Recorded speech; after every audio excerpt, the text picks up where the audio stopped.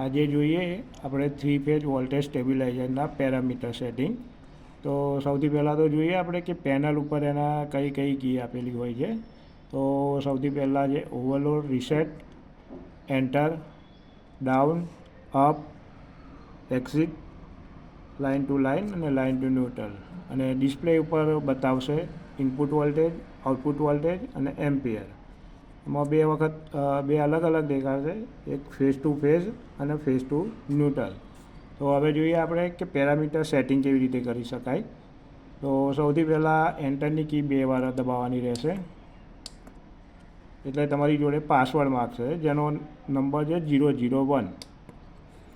001 કરીને એન્ટર કરશો એટલે આગળના પેરામીટર ખુલશે. હવે આગળના પેરામીટરમાં જવા માટે ઉપર કે નીચે ગમે તે કી દબાવશો તો ઉપર કે નીચે જઈ શકાશે. તો આપણે પહેલાં ઉપર જઈએ આગળના પેરામીટર માટે.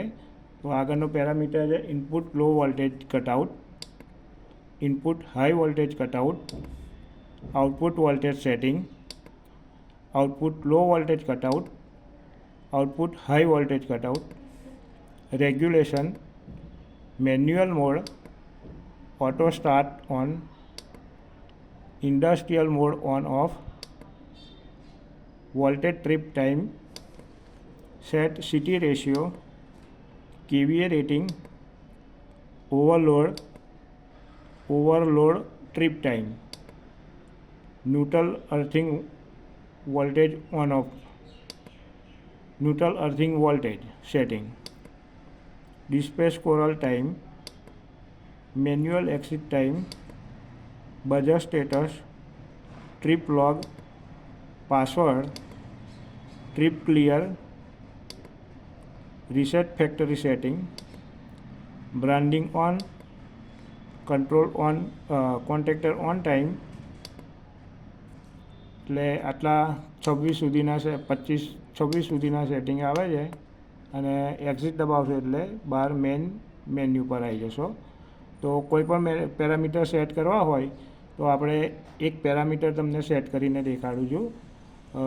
ધારો કે આઉટપુટ વોલ્ટેજ સેટ કરવા છે તો સૌથી પહેલાં એન્ટરની કી 2 વાર દબાવવાની અને પાસવર્ડ નાખવાનો 001, પછી એન્ટર દબાવવાનું, પછી ઉપરનો એરો દબાવવાનો, એટલે input low voltage, input high voltage અને આઉટપુટ વોલ્ટેજ. અત્યારે 230 છે, જેને આપણે ઘટાડીને 230 કરવા હોય તો એન્ટર દબાવી અને નીચેનું બટન દબાવી અને 230 વોલ્ટ કરવાના.